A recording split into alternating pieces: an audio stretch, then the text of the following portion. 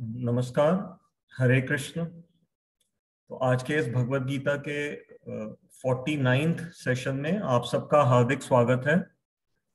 अ, हम भगवत गीता का second chapter का 20th वर्स अर्थात 20वां श्लोक हमने पिछली बार काफी हद तक कर लिया था। उसके कुछ पॉइंट्स रहे हुए हैं, तो उनको हम आज करेंगे और प्रयास करेंगे कि 21st श्लोक को भी कुछ हद तक कर लें।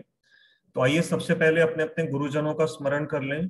ओम अज्ञानतिमिरन्धस्य ज्ञानंजन शलाकया चक्षुरुन्मिलितं येन तस्मै श्री गुरुवे नमः। वाञ्छाकल्पतरुभ्यश्च कृपा सिन्धुभ्यैव च पतितानां पावनेभ्यो वैष्णवेभ्यो नमो नमः। तो जो हमारे साथ नए श्रोता जुड़े हैं उनका विशेष रूप से स्वागत है। क्लास का फॉर्मेट कुछ इस तरह रहेगा कि लगभग 45 मिनट्स तक हम श्लोक की चर्चा करेंगे और फिर उसके बाद अंतिम 15 मिनट हमारे होते हैं प्रश्नोत्तर या कोई भी मीडिया न्यूज को आपस में डिस्कस करने के लिए। तो सबसे पहले हम श्लोक संख्या 20 को दोबारा से स्क्रीन पे मैं आपके साथ शेयर कर रहा हूं ताकि हम अपनी अपनी मेमोरी सब रिवाइव कर लें।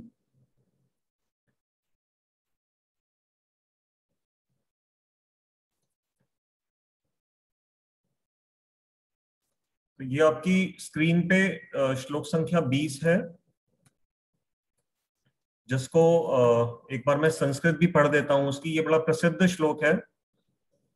न जायते म्रियते वा कदाचिन नायं भूत्वा भविता वा न भूयः अजो नित्यः शाश्वतो अयं पुराणो न हन्यते हन्यमाने शरीरे। इसका अनुवाद पढ़ लेते हैं एक बार। यह जीवात्मा कभी भी न तो जन्म लेता है और न ही कभी मरता है, अथवा पुनः पुनः इसकी उत्पत्ति या वृद्धि नहीं होती है। यह अजन्मा, नित्य, शाश्वत और प्राचीन होने पर भी नित्य नवीन है। शरीर के नष्ट होने पर भी जीवात्मा का नाश नहीं होता है। तो अब हम इसको थोड़ा सा डिटेल में जो जो इसके मुख्य पॉइंट्स अभी कुछ रह गए हैं वो हम एक एक करके कवर कर लेते हैं। जो भी आपके प्रश्न आए अभी आप होल्ड कर लीजिएगा, तो फिर हम उसको क्वेश्चन आंसर सेशन में एंटरटेन करेंगे। हम सभी के साथ एक बड़ा कॉमन अनुभव है कि हम जनरली मृत्यु के विषय को बहुत लाइटली लेते हैं। लाइटली लेने का मतलब ये नहीं है कि हम उसको कोई इंपॉर्टेंस नहीं देते। देखा जाए तो सबसे अधिक इंपॉर्टेंस उसको ही देते हैं, क्योंकि इससे बुरी घटना किसी के जीवन में नहीं होती जब किसी के जाने का समाचार मिलता है, खास करके अपने किसी मित्र का, रिश्तेदार का, क्लोज फैमिली मेंबर का। तो उस समय वो बहुत जबरदस्त, सबसे बड़ा झटका का देखा जाए तो लाइफ का वही होता है। लेकिन आप कभी भी विचार करिएगा कि कुछ हद तक एक बड़ी इसको विडंबना कह लीजिए या एक आयरनी कह लीजिए या एक क्यूरोसिटी का एक प्रश्न ले लीजिए कि इतना महत्वपूर्ण विषय जो मृत्यु का है, जिसके ऊपर ही हमारे सारे जीवन की जो रेस है वो डिपेंड करती है, लेकिन उसके बारे में जनरली जब हम कभी पार्टीज वगैरह में मिलते हैं, आपस में कभी गार्डन में बैठ के जनरल बातें कर रहे होते हैं, कोई ऐसा विशेष समय इस विषय पे डेडिकेट हम लोग करते नहीं हैं या पसंद भी नहीं करते करना। और अगर कोई करना भी चाहता है हमसे बात, तो हम उसको कोशिश करके ये लेबल लगा देते हैं कि आप थोड़ा पेसिमिस्ट हो रहे हैं, आप जीवन के प्रति पॉजिटिव थिंकिंग रखिए, और इस तरह की बातें हम करते हैं। तो थोड़ा सा इसमें कमी है, लेकिन यहाँ हम जो बैठे हैं और अगर भगवत गीता का विषय है तो थोड़ा सा हम इसको खुल करके समझ रहे हैं और इसमें कुछ हमें फायदा ही मिलेगा। अभी धीरे धीरे हम समझेंगे। अब एक उदाहरण है, मेरे एक सीनियर ने बड़ा अच्छा उदाहरण दिया कि जैसे एक नाव में अगर बहुत सारे लोग बैठे हुए हैं और ये समाचार आता है कि नाव में छेद है और नदी में ये ज्यादा चल नहीं पाएगी और पानी बहुत तेजी से भर रहा है, थोड़ी देर में डूब जाएगी। तो उसमें जो एक इंग्लिश की फ्रेज पूरे वर्ल्ड में प्रचलित है कि all are sailing in the same boat, अर्थात हम सब एक ही नाव में जा रहे हैं, तो फिर चिंता कैसी। अब इस पे ध्यान दीजिएगा, इस फ्रेज के ऊपर, क्या सचमुच में ये चिंता का विषय नहीं है? हाँ, इससे सिर्फ एक मन को झूठी तसल्ली मिलती है कि अगर मैं डूबूंगा उस नाव में तो मेरे साथ बहुत सारे और लोग हैं, मैं अकेला थोड़ी डूबने वाला हूँ। हमारे यहाँ एक इंडिया में एक जोक बड़ा प्रचलित है, अभी अभी अचानक याद आ गया तो हम डिस्कस कर लेते हैं। हमारे यहाँ कहते हैं कि जब लाइट, वैसे तो अब दिल्ली में लाइट बहुत कम जाती है, परंतु वो दिन याद करिए जब लाइट जाती है तो सबसे पहला सवाल जो हम एक दूसरे से जनरली कई बार पूछते हैं कि लाइट चली गई, जरा देखना साथ वालों की गई है क्या। जब हमारा सर्वेंट आकर के बताता है कि हाँ बीवी जी साथ वालों की भी लाइट चली गई है, तो हमारे को तसल्ली हो जाती है कि अच्छा अच्छा फिर ठीक है, सबकी गई हुई है तो फिर कोई बात नहीं, फिर बाद में बाकी देखी जाएगी कि कब उसको वापस आएगी, कैसे होगा। तो ये एक इस तरह की फीलिंग है कि दूसरा, मतलब मैं अकेला नहीं डूब रहा, मेरे साथ और भी बहुत सारे लोग डूब रहे हैं, लेकिन ये हल नहीं है। भगवत गीता का उद्देश्य है हमें साधारण थिंकिंग से ऊपर उठाना, नहीं तो अदरवाइज ये गीता क्लास का भी कोई महत्व नहीं रह जाता। तो हमें भगवत गीता क्या है, ये जो मृत्यु का भय है ना, वो इसको ट्रीट कर रही है। एक होता है मेडिसिन लाइन में हम सब जानते हैं सिम्टोमेटिक ट्रीटिंग, और एक होता है क्योर। तो सिम्टोमेटिक ट्रीटिंग में क्या होता है कि आपको सर दर्द हुआ, आप डॉक्टर के पास गए, उसने कहा ये गोली लिख दी, आपने ले ली, फिर 3 महीने के बाद फिर से वही दर्द उठा, फिर आप डॉक्टर के पास गए, उसने वही गोली दे दी, आपका दर्द ठीक हो रहा है। लेकिन जब ये कई सालों से लगातार चल रहा है और वो धीरे धीरे बढ़ता जा रहा है, तो फिर इंटेलिजेंस इसमें नहीं है कि आपने गोली ली और बस उस सिम्टम को दबा दिया। फिर आपको एक ऐसे चिकित्सक के पास जाना चाहिए जो कि आपको रियलिटी में समझा सके कि इसका कारण क्या है, उसको कहेंगे क्योर। तो आयुर्वेद भी क्योर के ऊपर ही अधिकतर काम करता है। तो भगवत गीता जो है ना, वो सिम्टम्स को भी ट्रीट करती है, लेकिन मुख्य रूप से भगवत गीता की जो स्पेशलिटी है वो है क्योर देने की। तो वो क्योर हमें कैसे दे रही है, वो हमें इस मृत्यु के भय से, जो अब दो तरह की प्रॉब्लम है, एक तो ये कि मृत्यु जब आती है क्योंकि हम उसके बारे में बिल्कुल भी प्रिपेयर्ड नहीं होते हैं, तो वो सबसे बड़ा सेटबैक देती है, झटका देती है बहुत बड़ा। तो उस झटके की वजह से भी बड़ी परेशानी आ जाती है जीवन में। कईयों का आप देखते हैं कि कोई आस पड़ोस का क्लियर क्लोज मेंबर जब चला जाता है तो बहुत सारे लोग डिप्रेशन इत्यादि में चले जाते हैं। मृत्यु तो छोड़िए, मैंने भी थोड़े दिन पहले पढ़ा, there is a new English term now being used all over the world. उसका था शायद नेस्टिंग, नेस्टिंग के नाम से था। नेस्टिंग मींस जो एम्प्टी नेस्ट का करके एक नई कोई टर्म आई है। उसका मतलब क्या है कि जैसे नेस्ट होता है ना घोंसला पक्षी का, तो जब वो घोंसले में से उसके बच्चे पक्षी जब चले जाते हैं, बड़े हो जाते हैं बच्चे और छोड़ के चले जाते हैं, तो जो माँ चिड़िया है और पिता चिड़ा है, वो दोनों अपने जीवन में बड़ा खालीपन महसूस करते हैं। तो ह्यूमन सोसाइटी के अंदर ये नई टर्म आ गई है एम्प्टी नेस्ट, मतलब कि अब जो हमारे बच्चे हैं, कोई इंग्लैंड पढ़ने चला गया, कोई अमेरिका चला गया, आजकल एक एक दो दो बच्चे ही होते हैं, और अब माँ बाप अकेले रह गए अपनी जो पहली ओरिजिनल कंट्री है उसमें अकेले रह गए, अब अकेलापन आ गया जीवन में।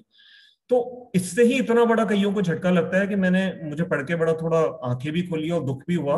बाकायदा वो पूरा न्यूज़पेपर में एक बड़ा आर्टिकल था कि इसकी वजह से बहुत सारे पेरेंट्स जो हैं वो इतना दुखी हो जाते हैं कि कई लोग डिप्रेशन में भी चले जाते हैं, और कोई अल्कोहल का सहारा लेना शुरू कर देता है, कोई ताश खेलना भी शुरू कर देता है। तो इस तरह की अलग अलग घटनाएं हो रही हैं।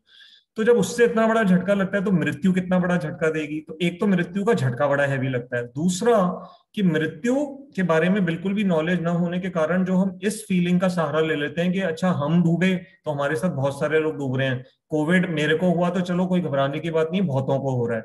ये कुछ हद तक तो हेल्प करता है, लेकिन इंटेलिजेंट थिंकिंग ये है कि हम ये समझें कि मेरे साथ ऐसा क्यों हो रहा है, क्या मैं इसको परमानेंटली इसकी कोई सॉल्यूशन नहीं ढूंढ सकता। तो गीता हमारे को वो बता रही है कि अगर हम उस फियर को हेड ऑन फेस करें। हेड ऑन कैसे फेस करेंगे, इसका मतलब ये बेवकूफी नहीं होता कि हम मृत्यु से डरना बंद कर दें कि जी अब मैंने तो गीता पढ़ ली, अब मुझे पता है कि आत्मा का तो कभी विनाश नहीं होता, तो अब तो ना तो मुझे मुंह पे मास्क पहनने की जरूरत है, मैं जिस मर्जी मार्केट में जाऊं जो मर्जी करूं, मेरे तो ये बेवकूफी है। गीता इस बेवकूफी के लिए हमें नहीं प्रेरित कर रही है, हमें समझदारी से, मतलब बहुत ध्यान से इन सब विषयों को समझना है कि कैसे इसको हम हेड ऑन कैसे लेंगे, हम ज्ञान की सहायता से इसको वो लेंगे। तो गीता हमें ज्ञान दे रही है। वो ज्ञान क्या दे रही है कि अगर हम ये समझ लें कि जिसकी मृत्यु होती है वो हमसे एक अलग तत्व है, जो हम पिछले कई श्लोकों में चर्चा करते आ रहे हैं और आज भी करेंगे। तो इस विषय पे हमें गीता ये बात समझा रही है। तो जैसे एक छोटा बच्चा मिट्टी में खेलना बड़ा पसंद करता है, तो बच्चे के लिए तो चलिए फिर भी ये अप्रोप्रिएट है, लेकिन अगर एक बड़ा आदमी उसके साथ आपने खेलते हुए देखा तो आपको थोड़ी हैरानी तो होगी, लेकिन चलो आपने कहा कोई बात नहीं, बाप बेटा होंगे, बच्चा खेल रहा है मिट्टी में तो फादर उसके साथ थोड़ी देर खेलने आ गया। लेकिन अगर आप उस बड़े व्यक्ति को भी हर समय मिट्टी में ही बच्चे के साथ खेलता देखेंगे तो आपको लगेगा कि नहीं, कुछ गड़बड़ है, ये जो पिता है इसका जो माइंड है ये नॉर्मल नहीं है। उसी तरह से जो हमारा मन है ना, जो हमें मृत्यु के विषय में डीपली सोचने नहीं देता या इग्नोरेंस मोड में डाल देता है कि अच्छा तुम बस ये सोच करके शांत हो जाओ कि दूसरों की भी मृत्यु हो रही है और तुम्हारी भी एक दिन हो जाएगी, तो ये कोई बड़ा, it is not a big deal, English में कहते हैं ना, it is not a big deal. तो ये क्या है, ये हमारा जो मन है इस समय, माइंड जो है, ये उस बच्चे की तरह एक्टिंग कर रहा है जो मिट्टी में खेल रहा है। लेकिन हमें भगवान ने इंटेलिजेंस दी। इंटेलिजेंस मतलब जैसे उस एग्जाम्पल में उसके फादर थे जो मिट्टी में खेल रहे थे, तो ऐसे हमारी जो इंटेलिजेंस है वो फादर की तरह है। और ये जो ज्ञान मिल रहा है ये हमें उस फादर को भी नॉलेज दे रहा है, इंटेलिजेंस को भी स्ट्रांग बना रहा है।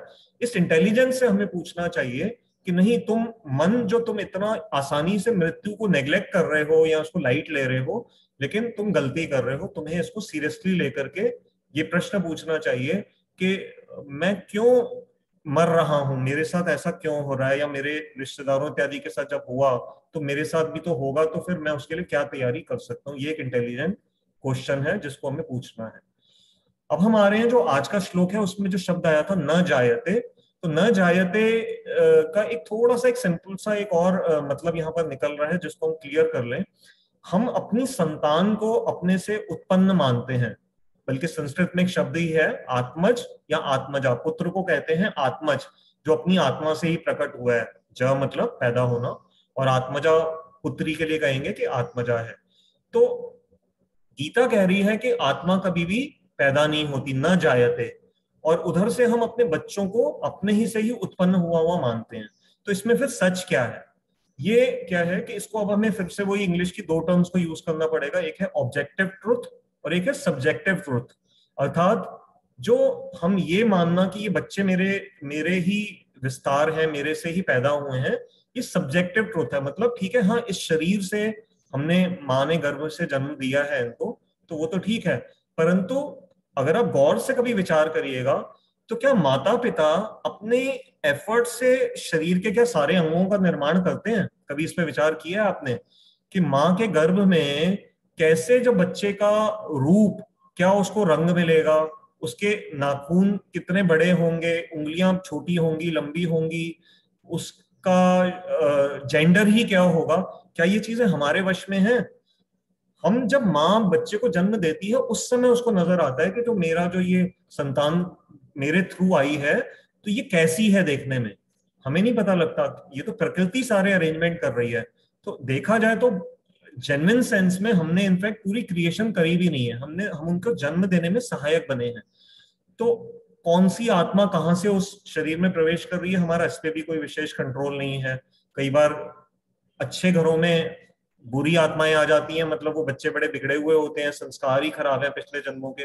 और कई बार बुरी जगहों पे, जैसे हिरण्यकशिपु राक्षस के यहाँ प्रहलाद महाराज जैसे भक्त आ गए, तो ये क्या है कि ऐसे एक्सेप्शनल केसेस भी हो जाते हैं। तो ये हमारे हाथ में नहीं है। नहीं तो अगर हमारे हाथ में होता तो फिर हम क्यों नहीं ऐसे ही बिल्कुल अपने इंटेलिजेंट बच्चे ही पैदा करते, जिनको कोई ऑटिज्म की बीमारी ना हो, किसी और तरह का कोई जेनेटिक डिसऑर्डर ना हो, जैसे डाउन सिंड्रोम वगैरह होता है। तो हम चाहें तो फिर हम ये चीजें क्यों भुगतते? कईयों के बच्चों की नेत्र दृष्टि नहीं है, किसी के हाथ में कोई डिफेक्ट है, कोई कॉन्जेनिटल डिजीज जिसको कहते हैं कि हार्ट में ही किसी के छेद है। तो क्या हम ये सब चीजें कंट्रोल कर सकते हैं? अगर हम कर सकते होते तो फिर हम रियल सेंस में कहलाते क्रिएटर, लेकिन हम नहीं कर सकते, इसके मतलब हम नहीं है। तो यहाँ पर न जायते शब्द का अर्थ हमें क्या समझना है कि जो हमारे बच्चे हैं उनको हम दुनिया में लाने के लिए माध्यम बन रहे हैं, लेकिन हम रियलिटी में उनको क्रिएट नहीं कर रहे हैं। इसलिए ये समझना होगा कि वो अपने आप में अलग अलग आत्माएं हैं जो अपने कर्मों के अनुसार हमारे परिवार में आकर के उन्होंने जन्म लिया। इसके बाद जब न जायते का, अगर हम कई बार कुछ लोग इसका अर्थ ये भी निकालने की कोशिश करते हैं कि जो चीज कभी एग्जिस्टेंस में आई नहीं है तो वो फिर इसका मतलब एग्जिस्ट नहीं करती। मैं दोबारा बोलता हूँ, कुछ लोग इस न जायते शब्द का ये गलत अर्थ निकालते हैं कि न जायते मतलब हमारे को तो दुनिया में हर चीज का एक्सपीरियंस है कि हर चीज कभी ना कभी किसी समय पे एग्जिस्टेंस में आई है। ये पिछली बार भी हमारी क्लास में प्रश्न उठा था। तो जैसे किसी ने उत्तर दिया था कि हवा है, तो फिर हमने उत्तर समझा था कि नहीं, हवा भी तो किसी न किसी समय, जब इस यूनिवर्स की क्रिएशन हुई तो हवा भी तो उसके साथ ही क्रिएट हुई, और वैदिक ज्ञान भी यही कहता है कि हवा एक समय पे क्रिएट हुई। पवन पवन देव हैं, उसके भी अधिष्ठात्री देव हैं, उसके देवता हैं। तो अनबॉर्न शब्द का अर्थ ये नहीं है। हाँ, हम इंग्लिश में जब हम अपनी नॉर्मल टर्मिनोलॉजी में ये वर्ड यूज करते हैं अनबॉर्न, जिसकी जो इस श्लोक की ट्रांसलेशन में भी अनबॉर्न वर्ड आ रहा है, अनबॉर्न का अर्थ हम जनरली ये ले लेते हैं कि जिस दिन दुनिया में बच्चा आया, माँ के गर्भ से बाहर निकला, तो उसका वो बर्थ होगी, डेट ऑफ बर्थ का। और जब तक वो माँ के गर्भ में था एम्ब्रायो की फॉर्म में, और उसकी 9 महीने तक जो डेवलपमेंट हुई, तो हम कहेंगे वो उसकी अनबॉर्न स्टेज थी। तो ये ठीक है, पार्शियल उत्तर है। परंतु गीता हमें जो अनबॉर्न या न जायते शब्द का जो अर्थ रियलिटी में समझाना जा रही है, वो कह रही है कि ये तो शरीर के साथ आप कह सकते हो, लेकिन जो आत्मा है उसका कोई न जायते शब्द का अर्थ ये है कि वो बेसिकली टाइम की डायमेंशन से परे है।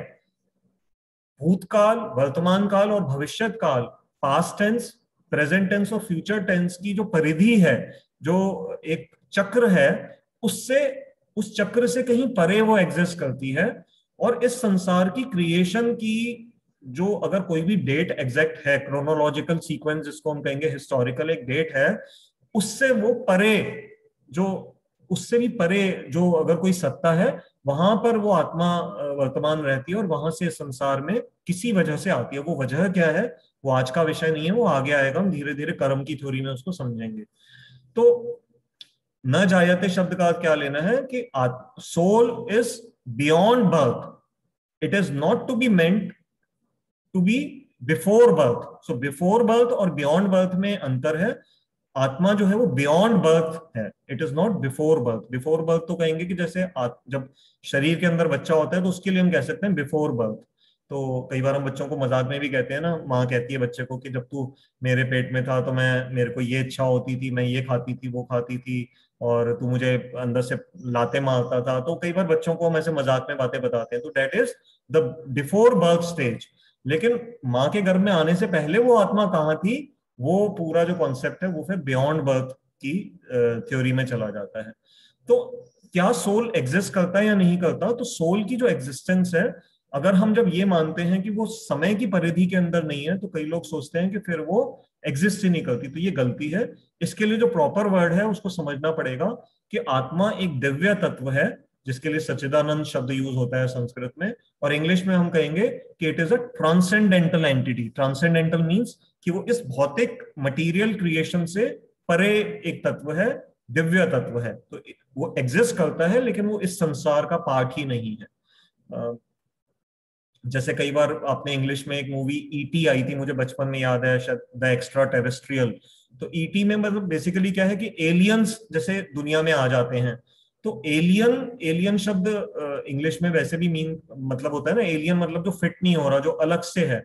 तो एलियंस जैसे कभी मान लो कोई दूसरे ग्रह से इस संसार में आ जाए, जैसे जो पीके मूवी में भी आमिर खान ने ये दिखाया था कि वो किसी दूसरे ग्रह से इस संसार में आ जाता है बिना कपड़ों के, उसको एक छोड़ जाते हैं और फिर आगे वो कहानी बढ़ती है।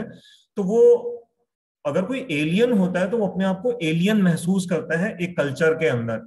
तो ऐसे ही जो आत्मा है ना, वो इस संसार की दृष्टि से देखा जाए तो एक एलियन तत्व है, वो इस संसार की निवासी नहीं है, वो कहीं और बिलोंग करती है, और वहां से बस ये किसी वजह से यहाँ पर आ गई है, और इसका क्या पर्पज है इसको हम धीरे धीरे आगे समझ रहे हैं। तो अजह और न जायते का मतलब अभी हमने क्लियर कर लिया कि इसका मतलब ये नहीं है कि ये एग्जिस्ट ही नहीं करती, ये एग्जिस्ट करती है। अब भगवान जो नेति नेति, जो हमने श्लोक में पिछली बार आपको मैंने बताया था ना कि उपनिषदों का जो स्टाइल होता है नेति नेति, मैं आज उसको दोबारा से तो एक्सप्लेन नहीं करूंगा क्योंकि फिर समय खत्म हो जाता है।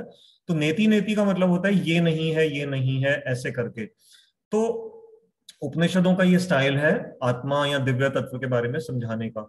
तो भगवान ने इस श्लोक में जो नेति नेति का जो कॉन्सेप्ट यूज किया है, उससे भगवान क्या कर रहे हैं कि एक दिव्य तत्व और एक ये जो भौतिक तत्व, जो दोनों मिल गए हैं इस शरीर के रूप में, कॉन्शियसनेस जो चेतना, जो आत्मा का प्रूफ है, उसका एक एग्जिस्टेंस है, और शरीर जो भौतिक तत्व है, जो जड़ तत्वों से बना हुआ है, पृथ्वी जल वायु आकाश से बना हुआ है।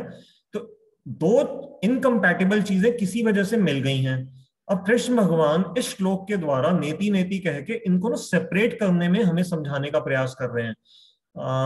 एक एग्जांपल अभी भी ध्यान आ रहा है, जैसे आपको ध्यान होगा हमारे यहाँ अब तो खैर घरों में पूरा कॉन्सेप्ट चेंज हो गया, अब तो सारा आटा बाहर से आता है, हम बड़ी बड़ी कंपनियों का छना हुआ आटा लेते हैं और सीधा उसको कुकिंग कर लेते हैं, उससे चपाती बना लेते हैं घर में। चावल भी ऐसे ही आता है। परंतु पहले के समय में क्या होता था कि जैसे दाल है, वो बिना अगर साफ सुथरी आई तो उसमें कंकड़ है मान लीजिए, ठीक है, तो अब दाल को पहले बेटियों को, घर की जो लेडीज हैं या जेंट्स भी अगर काम करते थे, तो उसको वो जो छननी होती है उससे छाना जाता है। ऐसे ही मैदे को भी कोई मान लीजिए फॉरेन पार्टिकल है, ये आज भी ये टेक्निक यूज होती है। अगर आप पंसारियों की दुकान पे जाएंगे तो जो उनका जो स्टाफ बैठ के चीनी इत्यादि की वो साफ सफाई करके फिर रीपैक कर देते हैं। तो उसमें पर्पस क्या है कि आटे के अंदर अगर कोई गंदगी आ गई है तो उसको हम छान रहे हैं, वो मोटी गंदगी अलग हो जाएगी और जो फाइन आटा है वो नीचे छन के अलग हो जाता है। तो ऐसे ही भगवान यहाँ पर आत्मा और शरीर का जो मिक्सचर एक तैयार हो गया है, तो जो इम्प्योरिटी और प्योरिटी है दोनों को अपने ज्ञान के माध्यम से छान रहे हैं। ये गीता जो कर रही है, ये क्या कर रही है इस समय? काम छननी का काम कर रहे हैं ये सारे श्लोक। तो जो अज्ञान है या जो भौतिक तत्व है उसको अलग करते जा रहे हैं और धीरे धीरे धीरे धीरे प्योरिटी सच्चिदानंद तत्व से हमें इंट्रोड्यूस करते जा रहे हैं। अभी हुआ नहीं है ये प्रोसेस, अभी तो ये स्टार्ट हुआ है दूसरे अध्याय से, लेकिन धीरे धीरे अगर हम इस पथ पे चलते रहेंगे तो हमें जरूर सफलता मिलेगी और वो प्योर जो तत्व है उसको हम समझ पाएंगे कि वो क्या है। तो जो वैदिक टीचिंग्स हैं, जो हमारा पूरा ये जो वैदिक ज्ञान जिसके अंतर्गत ही हम भगवत गीता का अध्ययन कर रहे हैं, इसमें जो सोल को जो डिस्क्राइब किया गया है उसके लिए जो प्रॉपर शब्द हैं, मैं पहले 3 इंग्लिश शब्द बोल रहा हूं, मैं फिर इनको हिंदी में बोलूंगा। सोल या आत्मा को हमारे वैदिक कॉन्सेप्ट के अंदर इसको एक ऑन्टोलॉजिकल पदवी प्राप्त है। इसको मेटाफिजिकल भी हम कह सकते हैं, या फिर इसको हम कहेंगे कि एक डिस्टिंक्ट एंटिटी है जो अपने आप में एग्जिस्ट करती है। ये थोड़े से हैवी शब्द हैं लेकिन समझ लेते हैं एक एक करके। ऑन्टोलॉजिकल बेसिकली मीन्स के उसकी एक क्लासिफिकेशन के अंदर उसकी एक अलग से एक सेपरेट एग्जिस्टेंस है। जैसे पूरा एक नॉमेनक्लेचर तैयार होता है अलग अलग स्पीशीज का। फॉर एग्जाम्पल प्लांट स्पीशीज में इतनी तरह की टाइप्स हैं, एनिमल्स में इतनी स्पीशीज हैं, तो ये ऑन्टोलॉजिकल क्लासिफिकेशन है। तो सोल जो है हमारे वैदिक सिस्टम के अनुसार अपने आप में एक सेपरेटली एग्जिस्टिंग, अपने आप में एक विद्यमान एक अलग से तत्व है जो एग्जिस्ट करता है। फिर मेटाफिजिकल मींस कि it is beyond the physical dimensions, किसी भी तरह का, ये हम पहले भी डिस्कस करते आए हैं। तो मेटाफिजिकल एंटिटी है और एक डिस्टिंक्ट एंटिटी है, ये एग्जिस्ट करती है। ये नहीं है कि ये सिर्फ एक कुछ धर्मों का विचार है। मैं जानबूझ के कोई कंफ्यूजन ना हो, मैं किसी का क्या नाम नहीं ले रहा, लेकिन अगर आप स्टडी करेंगे तो आपको पता लग जाएगा जो दुनिया में बहुत सारे ऐसे फेथ्स, जो आज की फेथ मतलब जो विश्वास हैं दूसरे मतों के, तो सबकी थ्योरीज में थोड़ा थोड़ा सा डिफरेंस है। कुछ कुछ फेथ्स में तो सोल को रिकॉग्नाइज ही नहीं किया जाता, कुछ में सोल को मानते हैं लेकिन फिर ये वो उनका थोड़ा सा डिस्टिंक्शन आ जाता है, वो सोल को सनातन तत्व नहीं मानते, वो ये नहीं मानते कि वो एटर्नल है। तो हमारा जो टॉपिक ऑफ स्टडी है, क्योंकि हम वैदिक भगवत गीता के सिस्टम को समझ रहे हैं, तो भगवत गीता इस विषय पे बड़ी क्लियर है कि सोल सदा रहने वाला तत्व है, एटर्नल तत्व है। और अगर कभी मुझे समय मिलेगा तो हम एक एक उस थ्योरी के डिटेल में भी जा सकते हैं बिना किसी को क्रिटिसाइज किए हुए। एक ऑब्जेक्टिव स्टडी चल रही है कि हम समझने का प्रयास कर रहे हैं कि अगर हम सोल को, जैसे कुछ धर्म मानते हैं कि सेमी एटर्नल है। सेमी एटर्नल मीन्स ऐसा माना जाता है कि जब पुरुष और स्त्री का संबंध हुआ उस समय गॉड एक नया सोल क्रिएट करते हैं। यहां फर्क आ गया। वो कहते हैं कि स्त्री और पुरुष के मिलन के समय पे गॉड एक नया सोल क्रिएट करते हैं और वो उस समय प्रवेश कर जाता है। अब इसमें कई कमियां हैं, अगर हम इसकी डिटेल में जाएंगे तो क्लास का समय खत्म हो जाएगा। परंतु उसमें कमी मुख्य रूप से ये है कि अगर सेमी एटर्नल स्टेटस में अगर आत्मा को माना जाएगा तो फिर ये कैसे डिसाइड होगा कि वो जो शरीर, जो बच्चा पैदा हुआ, अगर उसमें फिर कोई ब्लाइंडनेस, मान लो वो अंधा पैदा हुआ, उसके हाथों में कोई डिफेक्ट है या उसका दिल में छेद है, तो फिर इन सब बातों के, इन प्रश्नों के उत्तर कहां से आएंगे? अगर वो सोल फ्रेश था, उसी समय भगवान ने क्रिएट किया, तो फिर इसका मतलब उस बच्चे को इस दशा में जन्म देने का जो दोष है वो किसके ऊपर जाएगा? किसके ऊपर जाएगा? दोष जाएगा सीधा भगवान के ऊपर। तो अगर भगवान के ऊपर दोष जाएगा, परंतु वही गॉड की डेफिनेशन तो ये कहती है कि God is the perfect being, वो कभी गलती नहीं करते, तो देखिए यहां पर म्यूचुअल विरोधाभास आ जाएगा। तो ऐसे बहुत सारे और भी पॉइंट्स हैं। तो हमारा फोकस है अपने वैदिक सिस्टम के अनुसार गीता में जो आत्मा की डिस्क्रिप्शन है हम उस पर ही अपना फोकस रख रहे हैं। तो हमारे यहाँ पर आत्मा सदा रहने वाला एक विद्यमान तत्व है, ऑन्टोलॉजिकल, मेटाफिजिकल और डिस्टिंक्ट एंटिटी है। और दूसरे कई मतों में जनरली सोल को मेटाफोरिकल वे में दिया जाता है। मेटाफोर मीन्स के सिर्फ एक एग्जाम्पल के रूप में उसको ले लिया जाता है कि अच्छा क्योंकि कुछ शरीर के अंदर ऐसा है जो नॉन मटीरियल है, तो उसको एक नाम दे देते हैं, सोल या सेल्फ, ऐसा करके उसको बस डिनोट कर दिया जाता है। तो इसमें और ये जो वैदिक टीचिंग है, इन दोनों में काफी फर्क है। देखने में दोनों जगह पे शब्द एक ही यूज हो रहा है कि सोल का ही शब्द यूज हो रहा है, लेकिन जो विचारधारा, जो बेस है अंडरस्टैंडिंग का, वहां पर मूलभूत काफी फर्क है। तो इसलिए हम ध्यान रखें। हम भी जब लाइफ में कई बार ऐसे शब्द यूज करते हैं, जैसे देखिए एक एग्जांपल दे रहा हूँ, टीचर ने बच्चे को देखा कि बच्चा ध्यान से पढ़ नहीं रहा, तो बच्चे को टीचर ने डांट लगाई, तुम ध्यान से क्यों नहीं पढ़ रहे, अपना दिल लगा करके पढ़ो। अब ये जो सेंटेंस है, दिल लगा करके पढ़ो, अगर बच्चे को इसका पूरा लिटरल सेंस में बच्चा इसका मतलब निकाले तो कंफ्यूज हो जाएगा। कहेगा टीचर दिल तो मेरे शरीर के अंदर है, आप कह रहे हो दिल लगा करके पढ़ो। अब मैं उस दिल को, जो मेरे शरीर के अंदर जो बायोलॉजिकल हर्ट है, मैं उस बायोलॉजिकल हर्ट को, धड़कते हुए दिल को मैं कैसे निकाल कर करके पढ़ाई में लगा दूं। तो अगर लिटरल सेंस में देखेंगे तो ये अर्थ निकलेगा, लेकिन लिटरल सेंस में नहीं। दिल लगाने का मतलब है कि आप अपने इमोशंस को डाइवर्ट करो पढ़ाई के अंदर।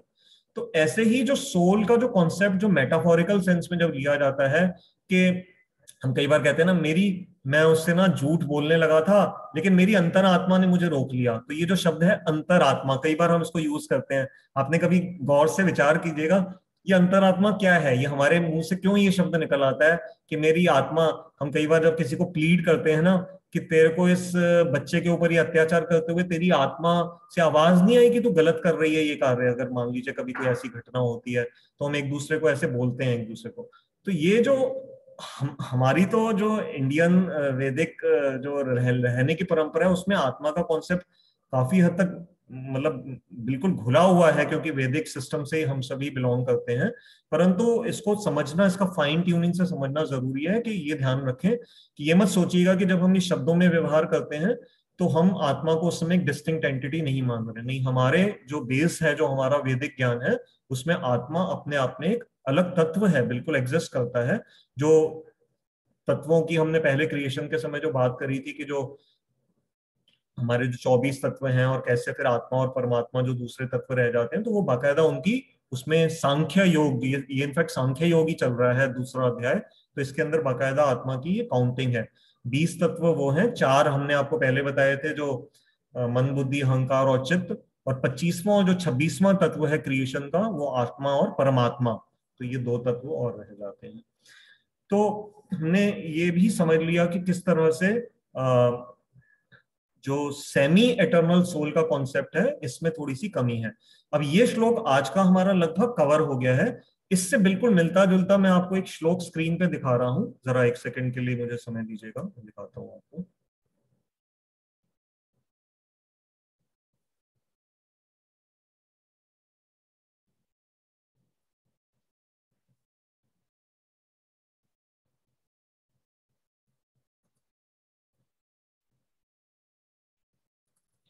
ये देख, सॉरी, नहीं ये नहीं, एक मिनट रुकिए, दिखा रहा हूँ आपको।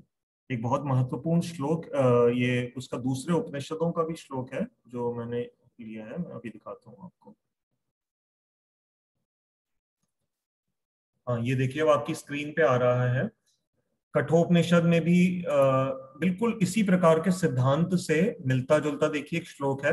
हमारा जो श्लोक है आज का, वो भी देखिए न जायते म्रियते शब्द से आरंभ हो रहा है। तो ये भी बिल्कुल कठोपनिषद का 1.2.18 में बिल्कुल डिट्टो लगभग ऐसा श्लोक है। न जायते म्रियते वा विपश्चिन, नायम कुतश्चिन्न बभूव कश्चित, अजो नित्य शाश्वतो अयम पुराणो, न हन्यते हन्यमाने शरीरे। तो दूसरी लाइन बिल्कुल लगभग मैचिंग है, पहली लाइन के 3 शब्द भी मैचिंग है। सिर्फ जो नए शब्द आ गए, इनको हम समझ लेते हैं। वह विपश्चिन नायम कुतश्चिन न बभूव कश्चित। तो जो विपश्चिन शब्द जो नया आया है, उसका इंग्लिश में जो ट्रांसलेशन में आ रहा है, वो कॉन्शियसनेस, मतलब अर्थात जो ये डिस्टिंग्विश करने की शक्ति रखता है, अर्थात जो आत्मा है, आत्मा के लिए एक शब्द आ रहा है कि वो कॉन्शियसनेस है, प्योर कॉन्शियसनेस है, और वो सब चीजों में डिस्टिंग्विश करने की शक्ति रखता है, विपश्चित।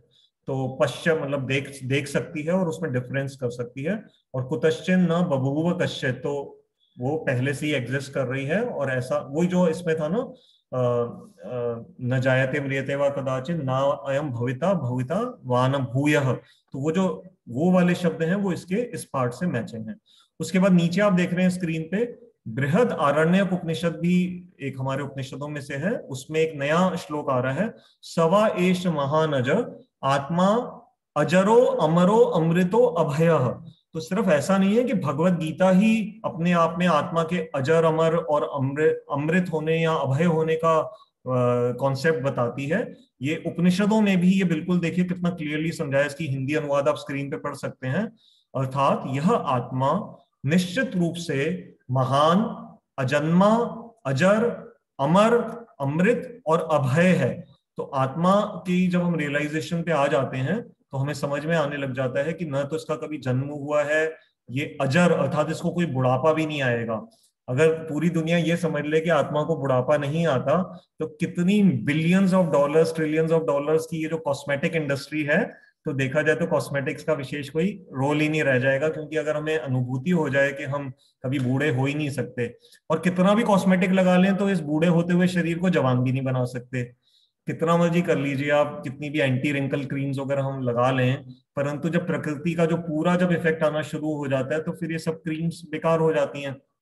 फिर अजर बता दिया, अमर अर्थात ये मर नहीं सकती, और अमृत, अमृत अर्थात ये मतलब इसको अमरत्व जिसको कहेंगे कि एटर्नली एग्जिस्टिंग की इसके अंदर ये क्षमता है। और अभय, अभय बड़ा इंपॉर्टेंट पॉइंट है कि वास्तव में आत्मा की जब अनुभूति होनी शुरू हो जाती है तो आत्मा के अंदर कोई भी भय का कोई वो नहीं। इसलिए जो प्राचीन समय में जो ऋषि मुनि और ये सब होते थे, तो इनको किसी राजा इत्यादि से भय नहीं लगता था, ये निर्भय होते थे।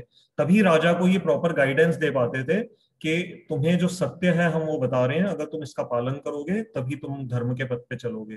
और इसलिए बहुत सारे हमारे यहाँ सनातन धर्म में इतने असंख्य हमसे पहले लोगों ने बलिदान दिए हैं, तभी ये सनातन धर्म आज भी सुरक्षित रूप से हम इसका अनुभव शुद्ध रूप से कुछ हद तक कर पा रहे हैं। तो ये हो गया हमारा श्लोक संख्या 20। अब आज का जो टॉपिक था व्हाट्सएप का, वो था वॉयलेंस के बारे में, कि इज वॉयलेंस जस्ट मतलब can violence ever be justified. और एक हमारी जो मीनाक्षी मैम है, इसको थोड़ा सा उन्होंने न्याय से भी जोड़ा था, तो उसको विषय पे हम 5-7 मिनट चर्चा कर लेते हैं। तो मैं स्क्रीन पे आपके साथ आज का श्लोक लेकर के आ रहा हूं, जो 21वां श्लोक है, उसको आइए देख लेते हैं। स्क्रीन पे आपके पास ये 21वां श्लोक है, वेदा विनाशिनम नित्यम य एनम अजम अव्ययम कथम स पुरुषः पार्थ कम घातयति हंतिकम। इसका अनुवाद पढ़ते हैं। हे पार्थ, जो व्यक्ति आत्मा को नित्य, अजन्मा, अव्यय और अविनाशी जानते हैं, वे किस प्रकार किसी की हत्या करवाते या हत्या करते हैं। अब भगवान एक तरह से अर्जुन से ना प्रश्न पूछ रहे हैं। जैसे कई बार होता है ना, हम जब किसी दोस्त को बहुत देर से कोई बात समझा रहे हैं, तो फिर आप देखोगे हम भी, हमारी भी टोन कई बार चेंज हो जाती है। कुछ देर समझाने के बाद फिर हम उसी से प्रश्न पूछते हैं, तुझे समझ आया, तुझे मैंने जो कहा तो ये ठीक है। अच्छा, फिर जब वो मान लो उसने कोई लॉजिक रखी थी, तो फिर हम उसको रिफ्यूट कर समझाने के बाद हम कहते हैं अच्छा तू ये कह रहा था, तो अब बता क्या तेरी बात ये सही हुई, तो हम क्वेश्चनिंग पे आ जाते हैं।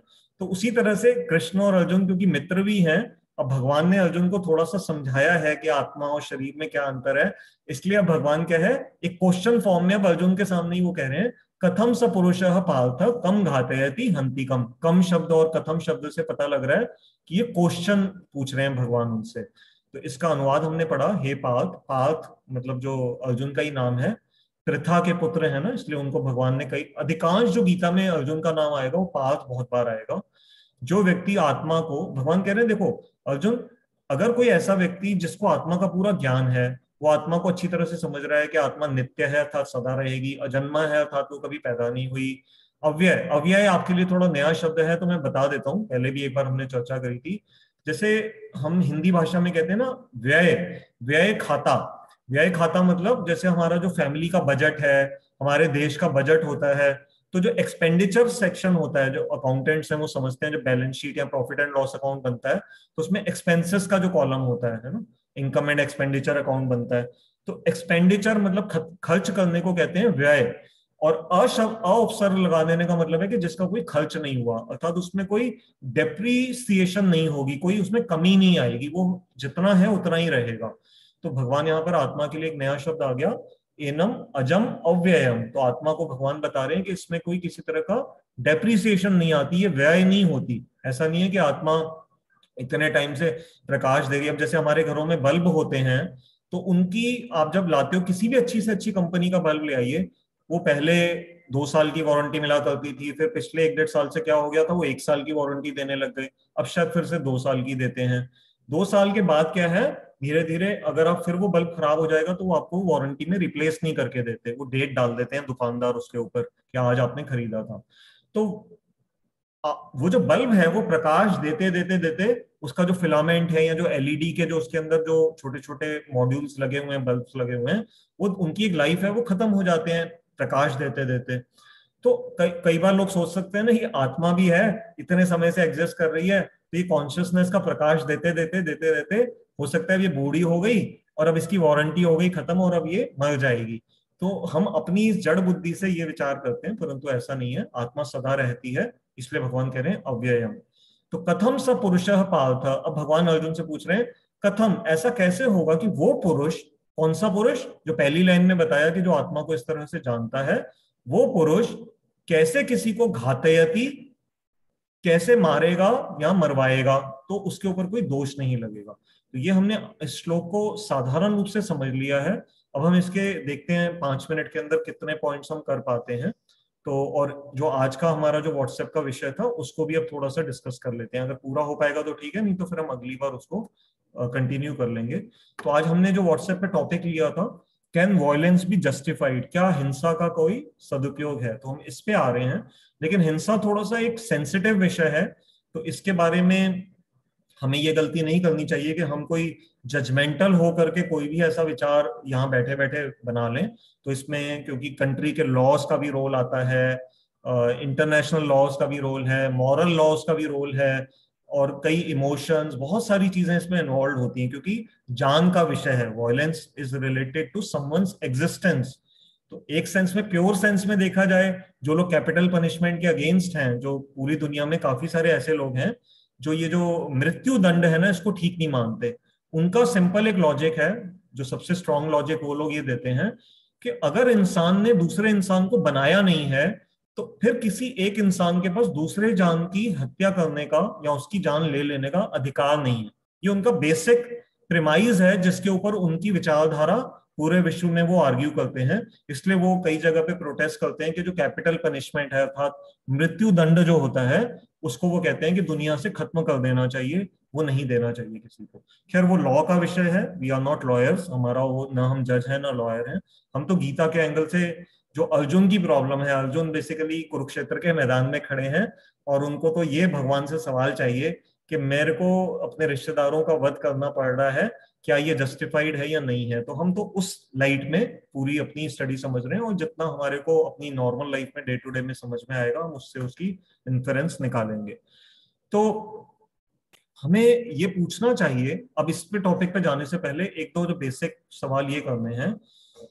आपने ये तो देखा होगा, मृत्यु का विचार तो फिर भी कभी बार हमारे मन में आता है कि हम एक, अगर हम कॉल करें कि कौन हम में से मरना चाहता है, हम सभी 100% उसी समय जवाब देंगे कि हम मरना नहीं चाहते। पीछे मेरे साथ हो गया था, मैंने शायद ऐसा प्रश्न पूछा, तो हमारी एक जो रेगुलर श्रोता है, मैं बिना नाम लिए, उन्होंने मुझे फिर शाम के समय व्हाट्सएप पे एक अलग से मैसेज भेजा कि कमल जी, मेरा तो, आपने जब ये प्रश्न पूछा था, मैं तो I was at one stage in my life, I was ready कि भगवान मेरे को, अब मेरे जो लाइफ में ड्यूटीज हैं वो पूरी हो गई हैं, तो आप उठा लीजिए, मुझे कोई फर्क नहीं पड़ता।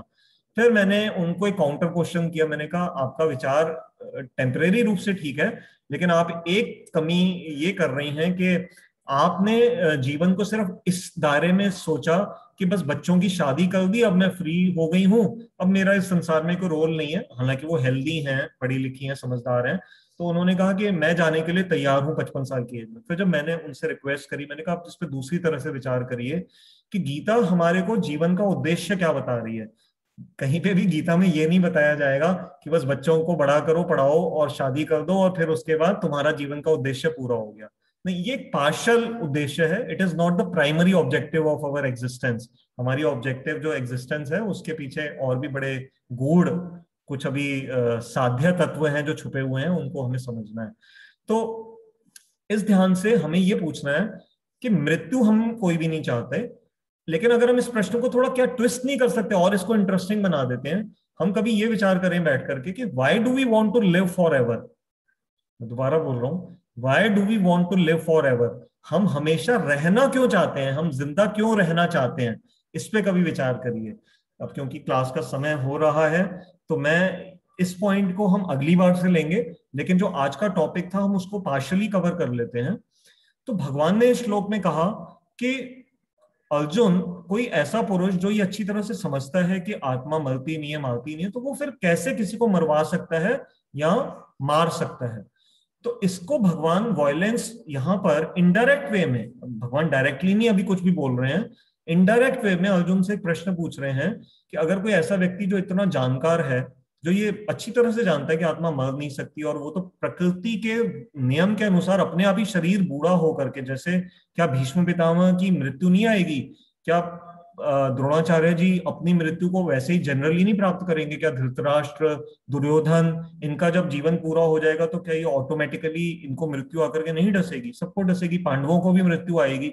तो मृत्यु तो भगवान ने ये बताया कि ये अपरिहार्य सत्य है, इसको तो आप डिनाई नहीं कर सकते, ये तो आएगा ही आएगा। तो जब एक व्यक्ति ने ये समझ लिया कि मृत्यु तो आनी आनी है, अब भगवान यहां पर ये बता रहे हैं कि अगर कर्म की थ्योरी के अनुसार पूरी रूप से ये समझ लिया जाए कि अधर्म और धर्म के कॉन्सेप्ट में अगर धर्म की रक्षा करते हुए या समाज के कल्याण के लिए कभी वॉयलेंस का सहारा लेना पड़ता है, तो फिर क्या उस केस में वो वॉयलेंस उपयोगी है या नहीं है, ये आज का एक ज्वलंत प्रश्न है।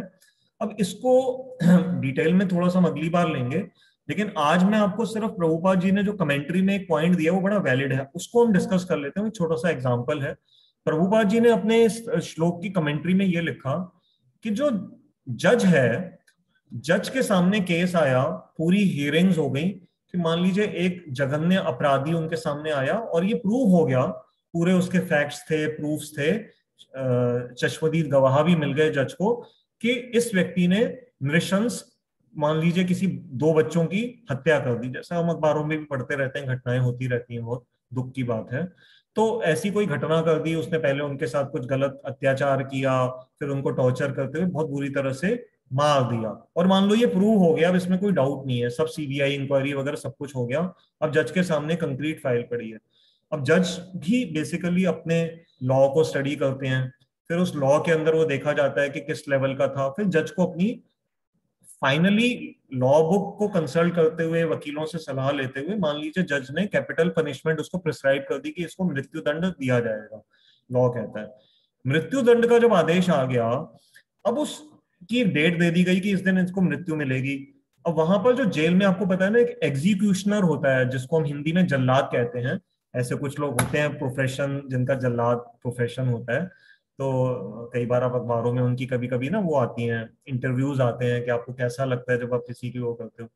अब आप बताइए, जज ने लिखा और पुलिस वालों ने उसको वो ऑर्डर सर्व कर दिया, और उस जल्लाद ने उस पर्टिकुलर समय पे उसको फांसी की सजा दे दी। अब मृत्यु एक्चुअल में किसके हाथों से हुई?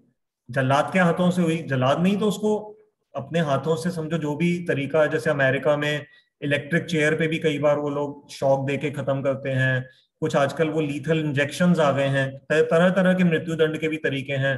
फॉरेन कंट्रीज में क्या है, वो जहरीला इंजेक्शन दे देते हैं, उससे भी लोगों की मृत्यु हो जाती है। एक्चुअली द पर्पज इज कि जितना हो सके कम से कम कष्ट हो जाने वाले को। अब ऐसे केस में जो वायलेंस हुई, तो ये जो वायलेंस जो जल्लाद ने करी, किसी को मारना अगर वायलेंस है और जल्लाद ने वो वायलेंस करी, ये तो हम सब समझ रहे हैं, तो क्या जल्लाद उस वायलेंस के लिए रिस्पॉन्सिबल है? एक प्रश्न। और वो क्या वायलेंस वो जस्टिफाइड थी? दूसरा प्रश्न। वो वायलेंस क्यों की गई, इसको भी समझना पड़ेगा। और उस वायलेंस का परिणाम क्या था, कि उसके बाद उस जिसको वो सजा दी गई, जो अब इस दुनिया में नहीं है, जिसको वो सजा दी गई उस अपराधी को, उसको उसका क्या बेनिफिट मिला या नहीं मिला। ये कुछ ज्वलंत प्रश्नों पे मैं आज की क्लास को छोड़ रहा हूं। प्रयास करेंगे अगली बार इस श्लोक के जो मेजर, पहले हमें डेप्थ के पॉइंट्स को समझ करके फिर हम इन प्रश्नों को दोबारा से ले लेंगे और फिर हम इसका उत्तर वहां पर पहुंचेंगे वहां पर। तो फिलहाल मैं अपने आप को यहाँ रोक रहा हूं। अब प्लेटफॉर्म आप सबके लिए ओपन है। जो प्रश्न बोल करके पूछना चाहते हैं तो आप जूम में हैंड रेस कर सकते हैं, चैट बॉक्स में लिख सकते हैं, मैं आपको अनम्यूट कर दूंगा या चैट बॉक्स से आपका प्रश्न ले लूंगा। जो लोग इस समय फेसबुक पे सुन रहे हैं, क्योंकि हम लोग फेसबुक के प्रश्नों को डायरेक्टली नहीं ले पाते, तो आप मेरे नंबर 9810094098 पे व्हाट्सएप कर दीजिए। आप में से अधिकांश मेरे व्हाट्सएप पे हैं, तो व्हाट्सएप के मैसेजेस में यहाँ पर एड्रेस कर लूंगा और यहाँ से आपका प्रश्न देख करके हम उसको प्रयास करेंगे एड्रेस करने का। जब तक आपके प्रश्न आ रहे हैं तो मैं आपको एक दो मिलते जुलते वाक्य जो आज के श्लोक से कुछ हैं मैं आपको वो दिखाता हूं। तो तब तक आप अपने प्रश्न सोचिए। अभी हमारे पास 12 मिनट हैं, 6 बजे तक हमारी क्लास चलती है। मैं आपको जैसे देखिए कुछ दिखा रहा हूं। एक ये भर्तृहरि आपने नाम सुना होगा। ये हमारे भारत के इतिहास में बहुत ही एक महत्वपूर्ण व्यक्तित्व वाले पर्सनालिटी थे भर्तृहरि। इनकी काफी कॉम्पोजिशन है। तो इनका टाइम्स ऑफ इंडिया में एक सेक्रेट ट्रेजर के अंदर एक अच्छा कोट आया था। तो इसमें ज्ञान के विषय में वो बता रहे हैं, तो आप भी स्क्रीन पे पढ़ सकते हैं, मैं बोलता जा रहा हूं। Knowledge is an inner treasure, अर्थात जो ज्ञान है वो हमारा अंदरूनी खजाना है। It's imperceptible to a thief. क्यों वो कह रहे हैं कि खजाना ऐसा है जो इम्परसेप्टेबल है? क्यों? क्योंकि जो चोर जो है ना, चोर आपके घर में आकर के आपका सोना, आपका कैश ये तो चुरा करके लेके जा सकता है, आपकी घड़ी ले जाएगा, आपकी कार ले जाएंगे, लेकिन क्या कोई आपका ज्ञान चुरा सकता है? तो इसलिए भर्तृहरि जी कह रहे हैं कि knowledge is imperceptible to a thief, it provides enduring happiness. और ज्ञान से क्या होता है? सदा रहने वाली खुशी मिलती है। It grows ceaselessly while being imparted to earnest disciple। और यही एक ऐसा धन है जो बांटने पे बढ़ता है। अब ये कितनी देखिए महत्वपूर्ण बात इन्होंने कही। भगवान कृष्ण ने अर्जुन को ज्ञान बांटा, अर्जुन के माध्यम से ये ज्ञान हम तक पहुंचता जा रहा है। इसके अंदर इतनी ज्ञान के अंदर एक ऐसी क्षमता है जो हम में से कुछ टीचर्स जो इस समय सुन रहे होंगे तो उन्होंने महसूस किया होगा कि जब वो चाहे भले कोई मैथमेटिक्स, ज्योग्राफी, हिस्ट्री, जब भी बच्चों को अगर अच्छी तरह से पढ़ाते हैं तो टीचर का अपना ज्ञान भी बढ़ जाता है। अगर आप यहाँ का ही एग्जाम्पल ले लीजिए, मैंने जब ये भगवत गीता की क्लास अनु ने जब हमसे अप्रोच किया, पिछले साल मई की बात है, अनु मेरी गुरु बहन है, उन्होंने कहा कि ये क्लासेस प्रभु जी आप स्टार्ट करिए। तो उस समय जो मेरी भगवत गीता के बारे में जो भी अंडरस्टैंडिंग थी और भगवान की और गुरुदेव की कृपा से जो आज अंडरस्टैंडिंग है उसमें बहुत फर्क है। क्यों फर्क है? क्योंकि जब मैंने आपके सामने प्रेजेंटेशन करनी होती है तो मेरे को कम से कम 6-8 घंटे की मैं तैयारी करता हूँ। उसके लिए मैं बहुत सारे स्पीकर्स को सुनता हूँ, पढ़ता हूँ। तो ज्ञान बांटने से बढ़ रहा है और आपके साथ भी यही होगा। मैं कोई एक्सेप्शन नहीं हूं, ये तो दुनिया का एक नियम है। आप अगर ध्यान से सुन रहे हैं, आपका ज्ञान अपना भी बढ़ रहा है। और जब आप अपने मित्रों को, घर में रिश्तेदारों को, बच्चों को ये बताएंगे कि आज आपने गीता क्लास में क्या सुना, तो आपके उसको दो फायदे मिलेंगे। एक तो आपकी रिवीजन हो जाएगी, आपके अपने थॉट्स क्लियर हो जाएंगे, और प्लस आप जो ज्ञान बांटोगे वो आपका ज्ञान अपना बढ़ेगा। तो ये एक बाउंड। तो यहाँ भर्तृहरि जी यही बात कह रहे हैं, इट ग्रोज सीजलेसली, बिना रुके हुए ये ज्ञान बढ़ता है जब ये दूसरों को दिया जाता है। O kings, give up your pride in the presence of those who have this treasure, who indeed can compete with them। तो भर्तृहरि जी राजाओं को आदेश दे रहे हैं कि हे राजाओं, तुम अपना ये जो नकली अहंकार है ना, ये उन ज्ञानी पुरुषों की उपस्थिति में उसका त्याग कर दो, अभिमान का। क्योंकि कौन उनके साथ compete कर सकता है? किसके साथ compete कर सकता है? ज्ञानी पुरुषों के साथ कौन compete कर सकता है? जैसे चाणक्य बहुत ज्ञानी थे, तो चाणक्य की गाइडेंस से ही उस समय के जो राज्यों ने काफी विजय पाई। ये हमारे भारत में जो सिस्टम था, जैसे राजा दशरथ थे तो वशिष्ठ जी से वो गाइडेंस लेते थे, तो ये सिस्टम पूरा चलता आ रहा है। जो महाभारत के दौरान व्यासदेव जी धृतराष्ट्र और इन सबको समय समय पे आकर के गाइडेंस देते थे, तो हमारी भारत की पूरी सभ्यता जो है वो ऋषि मुनियों की गाइडेंस पे ही निर्धारित है। मैं फिर से यहाँ 1 सेकंड के लिए रुक रहा हूँ, अगर कोई प्रश्न आ रहा है तो पूछिए, नहीं तो फिर मैं आपके साथ अगली कुछ और इंफॉर्मेशन शेयर करता हूँ। ये एक मेरे नेबर हैं बड़े अच्छे, उन्होंने मुझे व्हाट्सएप पे एक ऐसे ही भेजा था। जैन साहब हैं, अगर पता नहीं इस समय क्लास सुन रहे हैं, तो उन्होंने मुझे भेजा था। है सिंपल सा मैसेज है लेकिन देखिए अच्छा है। ख्वाहिशों ने ही भटकाए हैं जिंदगी के रास्ते, वरना रूह तो उतरी थी जमीन पे मंजिल का पता लेकर। दोबारा पढ़ते हैं। ख्वाहिशों, ख्वाहिश अर्थात हमारे डिजायर्स, जो इच्छाएं होती हैं, ख्वाहिशों ने ही भटकाए हैं, अर्थात हमें मिसगाइड कर दिया। हमारे डिजायर्स ने कहाँ मिसगाइड कर दिया हमें? जिंदगी के रास्तों पे। वरना रूह तो उतरी थी जमी पे। रूह अर्थात जो आत्मा, जो हमारा आज का टॉपिक है ना, सोल का जो चल रहा है, कहाँ से आई थी? यहाँ पे आ रहा है कि जमी पे उतरी, तो कहीं से तो उतरी। तो हम जो बात कर रहे हैं कि इस संसार से नहीं, भगवान के किसी और स्थान से ये आत्मा आई है। वरना रूह तो उतरी थी जमी पे, मंजिल का पता लेकर। मंजिल अर्थात जो हमारी डेस्टिनी थी, जो हमें भगवान की तरफ, आध्यात्मिकता की तरफ बढ़ना था, तो आत्मा तो उस ज्ञान को लेकर के आई थी, परंतु डिजायर्स में फंस गई, भटक गई।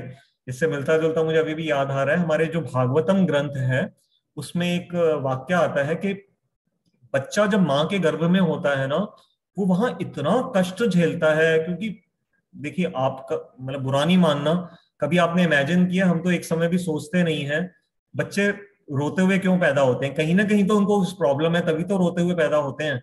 फिर दूसरी बात, इसको समझना मुश्किल नहीं है, अगर हमें कभी काल कोठरी के अंदर डाल दिया जाए, मान लीजिए 5 फुट बाय 5 फुट के जगह पे आपको कहीं मतलब डाल दिया जाए, या आपने किसी को देखा हो, पिक्चरों में भी कई बार हम देखते हैं ना काल कोठरियों में, मान लीजिए बहुत छोटा सा स्थान है, आप पैर भी नहीं पूरे मोड़ पा रहे, और वहां पर ही आपको खाना जबरदस्ती कुछ भी फीड कर दिया जाता है, जो खाना आपको पसंद नहीं है वो भी आपको जबरदस्ती दिया जाता है, तो आपका जीवन कैसे होगा? वहीं पर ही मल मूत्र का त्याग हो रहा है, आपको वहां पर छोटे छोटे जंतु, ये जो चींटियां इत्यादि काट रहे हैं, इंसेक्ट्स काट रहे हैं, और आप अपनी बात किसी को बोल भी नहीं सकते।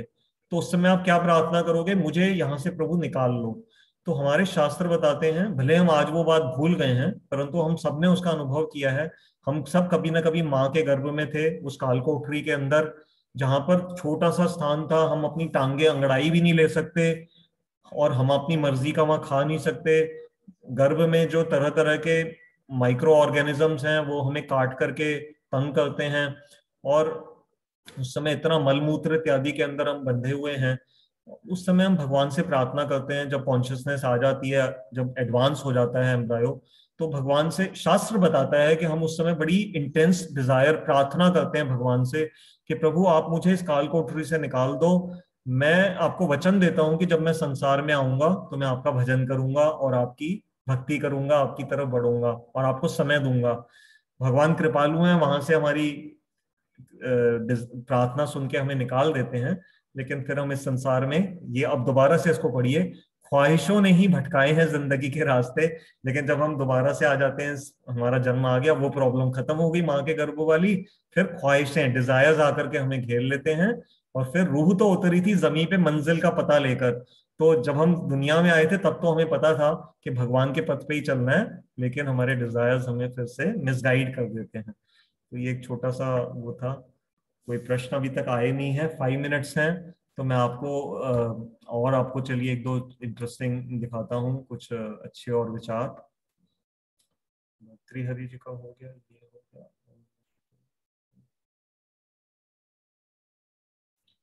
एक आपको मैं ये दिखा रहा हूँ, एक शांति देव जी हैं, उनकी एक अच्छी देखिए टीचिंग है। उन्होंने मृत्यु के समय पे एक बड़ा सेंटीमेंट को अपने वर्ड्स में देखिए कितना सुंदर शब्दों में दर्शाया है। While lying in bed, surrounded by friends and relatives, the feeling of life being severed will be experienced by me alone. ये क्या कह रहे हैं कि जब मेरी मृत्यु का समय आएगा, while lying in bed, मैं अपनी शैया पे होऊंगा, surrounded by friends and relatives. वैसे तो कोविड के दौरान ये भी बड़ा मुश्किल हो गया है कि हमारे जो मित्र हैं, सगे संबंधी हैं, वो इस वायरस, तो ये इतना खतरनाक वायरस है कि वो चाह करके भी उस समय हमारे साथ नहीं होंगे। तो while lying in bed surrounded by friends and relatives, the feeling of life being severed means जब जीवन मेरे से दूर अलग जा रहा होगा, will be experienced by me alone। तो ये कौन एक्सपीरियंस करेगा? ये मेरे रिश्तेदार तो उस समय रो रहे होंगे, मेरे लिए आंसू तो बहाएंगे, लेकिन ये जो एक्सपीरियंस करेगा वो तो सबका एक इंडिविजुअल एक्सपीरियंस होता है। मेरे साथ जो हो रहा है, अगर मैं शरीर छोड़ करके जा रहा हूं या जा रही हूं, तो उस समय वो एक इंडिपेंडेंट एक्सपीरियंस है जिसको सिर्फ मैं अनुभव कर रहा हूं। When seized by the messengers of death, तो ये कह रहे हैं शांति देव जी कि सीज मतलब जब मेरा जीवन छीन लिया जाएगा, किसके द्वारा? डेथ के मैसेंजर्स, अर्थात जो हमारे यहाँ शास्त्रों में कहते हैं यमदूतों के द्वारा। और अगर भगवान का कोई भक्त है तो उसको यमदूत नहीं लेने आते, उसको फिर विष्णु दूत लेने आते हैं, उसको वैकुंठ लोक की प्राप्ति होती है, तो डरने की कोई बात नहीं है। When seized by the messengers of death, what benefit will friends and relatives afford. उस समय जब मेरे को वो यमदूत ले जा रहे होंगे, तो क्या सचमुच, ये पूछ रहे हैं, क्या मेरे दोस्त और रिलेटिव्स क्या उस समय मेरे को कोई फायदा दे पाएंगे, क्या वो मुझे उस समय बचा पाएंगे? माई, अब वो कह रहे हैं क्या मुझे फायदा देगा, अंतिम लाइन में कह रहे हैं, माई मेरिट अलोन, मेरिट मतलब मेरे अच्छे कर्म, जो मेरा जो सद्गुण है, जो मैंने जीवन में अगर कुछ अच्छा किया है, तो वो मेरिट जो है, माई मेरिट अलोन, उस समय कोई रिजर्वेशन नहीं काम आएगी। ये नहीं होगा कि भाई आप इस संप्रदाय के व्यक्ति थे तो आपको ये मृत्यु से छूट मिल जाएगी, ऐसा कुछ नहीं है। मृत्यु सबको आनी है। तो my merit alone shall protect me then, वो मेरे जो सत्कर्म है वही सिर्फ मेरी रक्षा करेंगे। But upon date I have never relied. अब ये एक आयरनी बता रहे हैं, एक उस पर दुख भी जता रहे हैं कि जिस चीज ने मृत्यु के समय मेरी सचमुच में रक्षा करनी थी, क्या मेरे सत्कर्मों ने, मैंने उसको तो दुत्कार दिया पूरे जीवन में, मैंने तो उसका कोई ध्यान ही नहीं रखा। अंतिम लाइन में कह रहे हैं ना, बट अपॉन दैट, यानी उन सत्कर्मों के ऊपर आई हैव नेवर रिलाइड, मैंने उनके ऊपर कभी विश्वास ही नहीं किया, मैंने उसको कभी समय ही नहीं दिया। तो ये हमारे साथ ऐसा ना हो, तो हम सभी एक दूसरे के लिए प्रार्थना करें, अच्छी विशेष रखें, और कोशिश करें कि भगवत गीता के इस क्लास के माध्यम से ही सही, ठीक है, अगर जितने भी घंटे हैं एक हफ्ते में, तो 1 घंटा ही डेडिकेशन से अगर हम भगवत गीता को सब रेगुलर बेस पे दे पा रहे हैं, तो यही हमारा एक इसको सत्कर्म से भी ये बहुत ऊंची स्थिति है। क्योंकि अभी जब गीता जैसे जैसे और हम आगे समझेंगे, तो हमें समझ में आएगा कि गीता सिर्फ सत्कर्म नहीं है, वो उससे भी बहुत ऊपर का एक तत्व है, जिसको अभी हम आगे जा करके और अच्छी तरह समझेंगे। तो समय लगभग हो गया है। अगर आपका कोई विशेष प्रश्न नहीं है, तो फिर मैं अपने आप को यहाँ रोक लेता हूँ। अगली बार हम इसी टॉपिक्स पे ही आरंभ करेंगे। और अब हम सब मिलके हरे कृष्ण महामंत्र का उच्चारण कर लेते हैं। हरे कृष्ण कृष्ण कृष्ण हरे हरे, हरे राम राम राम हरे हरे। आप सबने क्लास को बहुत ध्यान से सुना, उसके लिए आप सबका बहुत बहुत धन्यवाद। मैं चैट बॉक्स में अपना मोबाइल नंबर यहाँ पर डाल रहा हूँ, 9810094098, 9810094098। जिनके पास नहीं है मेरा नंबर वो ले लीजिए। और ये क्लास हर संडे जूम पे शाम को 5 से 6 बजे होती है। जिनके पास अलग से इसका लिंक नहीं आता है व्हाट्सएप पे, तो वो मेरे को इस मेरे नंबर पे व्हाट्सएप कर दें, मैं उनको अपनी इस ब्रॉडकास्ट लिस्ट में ऐड कर लूंगा। और ये फेसबुक पे भी लाइव होती है। और जितनी भी पुरानी क्लासेस हैं वो कमल गीता क्लासेस नाम का एक यूट्यूब पे चैनल है, तो वहां पर आप सब उनको देख सकते हैं। कमल गीता क्लासेस इस नाम का एक चैनल है, वहां पर आप उसको देख सकते हैं। तो आप सबका बहुत बहुत धन्यवाद। अगर कोई बोलने में मिस्टेक हो गई हो तो उसके लिए क्षमा याचना। और ये हमारे कोई, मैं पहचान तो नहीं पा रहा, सुनील जी हैं, उन्होंने हरे कृष्णा भी लिखा है, जय श्री कृष्णा भी लिखा है चैट बॉक्स में, और थैंक यू भी लिखा है। तो सुनील जी आपका भी बहुत बहुत धन्यवाद, आपने क्लास को अटेंड किया। हमारे लिए भी, हमें भी बहुत अच्छा लगता है जब कोई नए श्रोता आकर के जुड़ते हैं। तो ठीक है, अब हम क्लास को विश्राम देते हैं। हरे कृष्ण।